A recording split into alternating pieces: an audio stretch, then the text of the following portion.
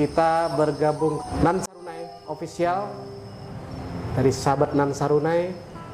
Saat ini di samping saya ini yang lebih dikenal Bung Awen. Ya.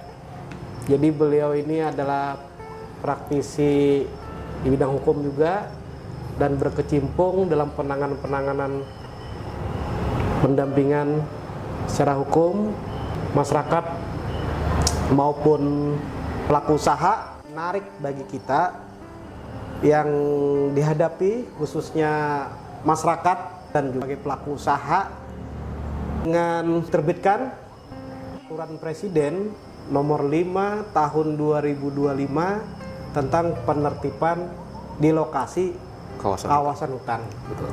Nah, ini secara objeknya juga yang terkena di masyarakat dan perusahaan yang selalu melalui prosedur-prosedur perizinan yang sudah dilalui bertahun-tahun dengan secara pengelolaannya di situ, masyarakat dengan berladang daerah pedalaman maupun di sekitar-sekitar di daerah wilayah-wilayah perkotaan juga yang sudah bertahun-tahun selama itu, dan juga pelaku usaha juga itu sendiri melalui prosedur peraturan pemerintah dari izin lokasi dan juga perolehan tanahnya, terbitlah izin usaha perkebunan sampai terbit sertifikat hak guna usaha. Betul. Dan juga melalui juga masyarakat juga terbitlah sertifikat hak milik. Itu melalui prosedur yang sesuai dengan aturan pemerintah itu berlaku sejak itu. Ya. Nah, dengan konteksnya kita kembali ke peraturan presiden tadi dalam penertiban kawasan hutan, makanya menarik kita diskusi ini Bung Awen yang lagi rame-ramenya nih, rame-ramenya dari pelaku usaha sendiri dan masyarakat yang saya amati juga nih Terkena dampak juga ya. terkena Bung dampak Apri? nih. Ya. Masyarakat Bung Awen sebagai praktisi hukum kan yang sering nih dalam pendampingan hukum mencari keadilan masyarakat itu sendiri yang sudah berhadapan di lembaga peradilan. Nah, ini yang kalau dari satu sisi ini kalau kita kembali dengan perpres baru ini apakah menimbulkan pertentangan hukum? Ini yang kita gali di sini ya, menarik di sini. Jangan sampai hal seperti ini jadi pertentangan hukum. Itu yang kita diskusikan dengan terbitnya peraturan presiden tersebut. Jangan sampai nanti kebijakan ini terbit akan berdampak semuanya di negara kita, khususnya masyarakat dan pelaku usaha itu sendiri yang sudah berinvestasi selama ini. Betul. Kan bulan kemarin juga ada terbitnya SK nih, SK 36 itu yang kalau saya amati di situ SK-nya itu ada menyebutkan subjek hukum beberapa perusahaan di situ. Dan itu seluruh Indonesia ya, Bung Apri? Seluruh Indonesia itu. Ya. Itu yang menarik di sini dengan dalam penanganan ini dan menertibkan kawasan hutan ini. Nah, di area masyarakat, lahan masyarakat dan beberapa perusahaan tadi yang Betul. terkena. Dari ini Bung Awen, dengan kita diskusi ini yang menarik dengan hal ini, dengan dampak ini, apakah kebijakan itu hal yang positif atau negatif nih? Ini saya sebagai namanya orang awam ya, nggak terlalu persis memahami dengan aturan-peraturan pemerintah itu sendiri, namanya undang-undang ya kan, di bawahnya peraturan pemerintah yang presiden juga itu muncul terbit dan akhirnya menjadi polemik gejolak nih.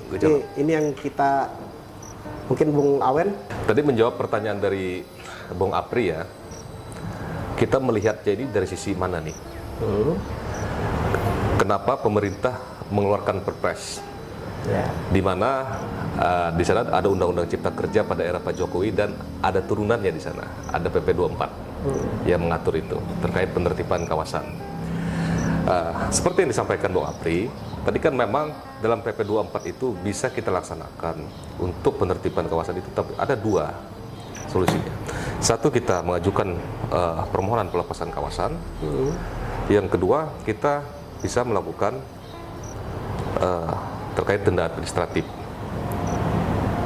pengenaan denda administratif kepada pelaku, yang mana objeknya itu masuk di dalam status kawasan hutan, Bung Apri.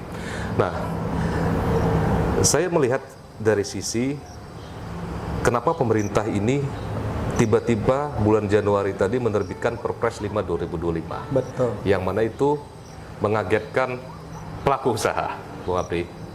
Pelaku usaha, perusahaan-perusahaan itu yang dikenakan dalam SK 36 itu. Ada penertiban dari Satgas Garuda. Betul. Yang mana penertibannya itu berdasarkan SK tadi ya, Bung Apri. Dan yang saya lihat, sebenarnya kita lihat memang dari sisi pemerintah itu bagus dalam mengeluarkan atau menerbitkan Perpres ini. Karena kan tujuannya ada, kita ini kan sebagai negara ini harus ada kepastian hukum. Betul. Seperti yang Bung Apri sampaikan tadi. Nah, kepastian hukum yang dimaksud, kalau memang toh ada keterlanjuran dari pihak-pihak perusahaan ataupun perorangan dari masyarakat itu yang masuk dalam kawasan, ini kan sudah berjalan nih upaya-upaya itu, penanganan itu sudah berjalan, Bung Apri. Termasuk beberapa perusahaan itu sudah melalui prosedur itu, melewati itu. Nah, mengenai Perpres itu sendiri, saya menilainya pemerintah ini terlalu terburu-buru menerbitkan itu. Kebijakan itu ya. Betul. Harusnya, karena ini sudah berjalan, beberapa perusahaan ini kan sudah berjalan, udah dipanggil, ada ekspos juga. Memang Itu di mana tuh? Maksudnya Bung Awen untuk melaksanakan itu, proses itu sudah dilaksanakan di Kementerian Kehutanan. Pada saat itu KLHK. KLHK ya? Ya, kalau pada saat zaman Pak Jokowi kan masih KLHK itu. Oh iya. Nah, itu udah dilaksanakan juga. Dan memang kita juga tidak menyalahkan siapa-siapa. Memang belum optimal. Pelaksanaan itu belum optimal. Kenapa saya bilang belum optimal? Karena tahapan akhir itu belum sampai kepada pelaksanaan itu. Pelaksanaan denda tadi belum dilaksanakan. Iya. Belum dilaksanakan. Belum masuk ini, belum menyetor ke negara ya? Setor. Belum. Tapi prosesnya itu mereka sudah bermohon. Sudah bermohon prosesnya. Bermohon dan melaksanakan rapat-rapat gitu ya? Rapat juga, ekspos. Betul. Dan itu beberapa perusahaan itu kan ada yang masuk dalam kriteria juga, Bung Apri. Ada yang masuk dalam 1110A kan, 1110B. Nah, ini kan sudah saya bilang sudah berjalan. Akan tetapi pemerintah menilainya karena ini belum maksimal, makanya harus ada dilakukan tindakan, dalam kutip ya, tindakan penerbitan Perpres tadi dalam melakukan penertiban kawasan hutan. Nah, yang ingin saya soroti di sini, karena ini mengenai penertiban kawasan, tapi dalam pelaksanaannya yang kita soroti, Bung Apri. Karena kan kalau kita lihat dan kita lihat juga di dalam berita kita baca itu kan, kita dengar juga dari masyarakat itu, ini kan kayaknya kontraproduktif. Lahan yang masuk dalam kawasan. Oh, eksekusi ya sepertinya. Iya, bisa dibilang eksekusi. Di lapangan, secara faktual itu sudah bukan hutan dan dikatakan mungkin ada perusahaan berkebun kelapa sawit juga di situ, ada tambang dan lain-lain ya. Betul, dan itu kan seperti Bung Apri di awal tadi singgung, perusahaan dan juga ini yang saya tahu nih, Bung masyarakat juga di situ yang sudah terbit sertifikat hak milik, ternyata juga di situ saat pengembalian batas dari kantor pertanahan di daerah, ternyata itu masuk kawasan hutan gitu loh. Itu yang kenapa ini seperti hal sertifikat itu kan produk dari pemerintah nih. Ya. Hak masyarakat sendiri nih, masyarakat, contoh kayak saya kan masyarakat juga, masyarakat adat dan apa semuanya yang berkecimpung di sini juga. Hal-hal prihatin, kenapa sih hal seperti ini yang sudah sertifikat hak milik kok nggak bisa saya apa-apain dan sudah saya kelola gitu, seperti berladang.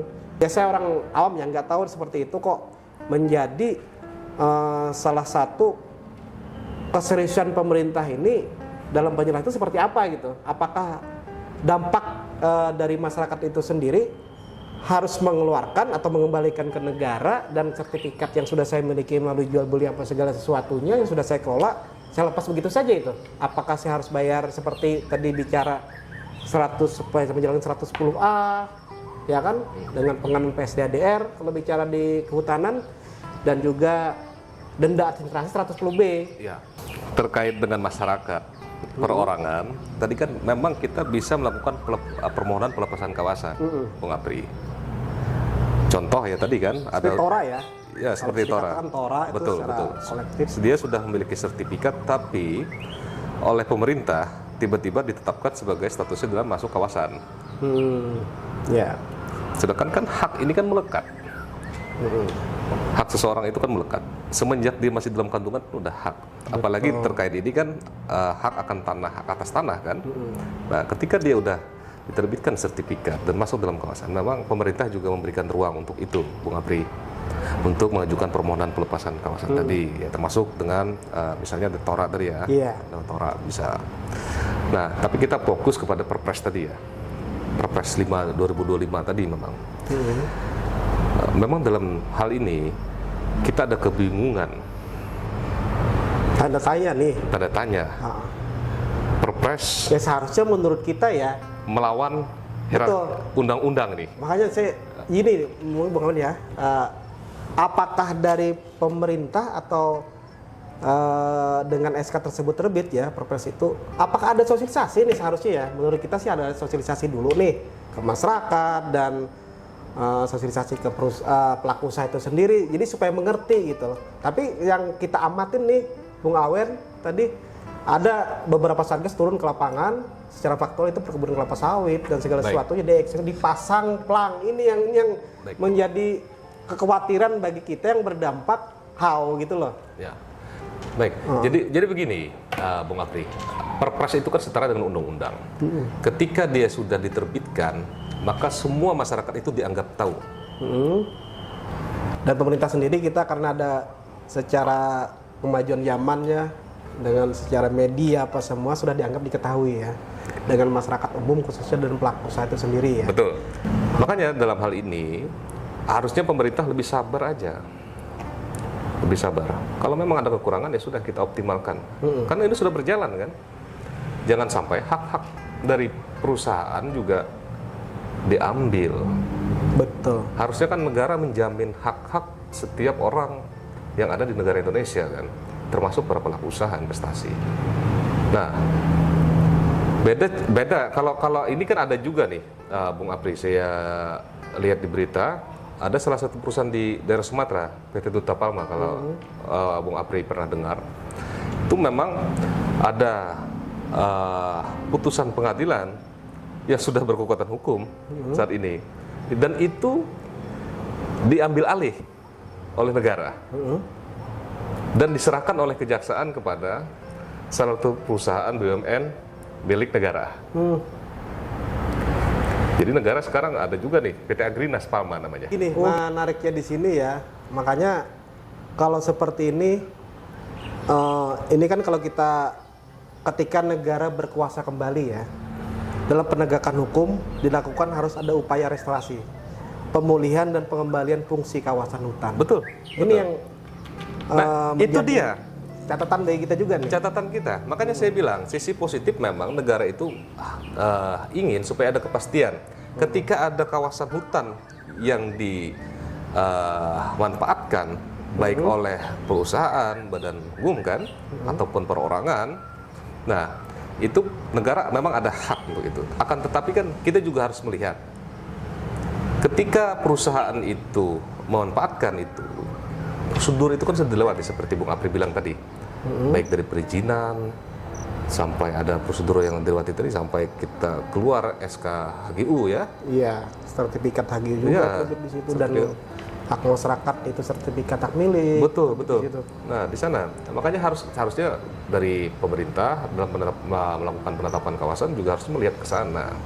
Data-data itu tidak bisa serta-merta langsung menetapkan satu kawasan itu masuk kawasan hutan. Apalagi kan perusahaan juga kewajiban dia kepada negara kan sudah dilakukan juga, dilaksanakan seperti bayar juga. PBB segala sesuatunya kan. Betul. Pajak-pajak itu juga pajak. seperti Bung Apri bilang tadi kan harusnya ada restorasi, pemulihan. Betul. Ya kan, pengembalian fungsi hutan. fungsi kawasan hutan. Iya. Nah, tapi kan seperti yang kita dengar itu bertolak belakang. Ketika objek itu diambil yang tadi dibilang masuk kawasan, itu diserahkan lagi kepada salah satu perusahaan BUMN tadi untuk dikelola. Jadi fungsi pemulihan dan pengembalian kawasan hutan itu sepertinya kita nggak tahu juga ya. Nah itu mungkin saya teknis ini ya dari pemerintah itu sendiri. Mungkin kalau kita bicara ke orang selama berinvestasi ya di area kawasan itu sendiri yang melibatkan dari sisi tenaga kerjaan juga, betul. Yang tenaga kalau di perkebunan sawit itu tenaga panen, tenaga muat, ya, dan perawatan segala sesuatunya di situ. Nah akhirnya nih dengan beberapa bulan yang lalu yang kita lihat di media, pemasangan plang, pelarangan, ini ada segala sesuatunya dengan ada kegelisahan ya? Ya kegelisahan mungkin ya dari tenaga kerja itu sendiri yang di lapangan melihat seperti itu kok pelarangan.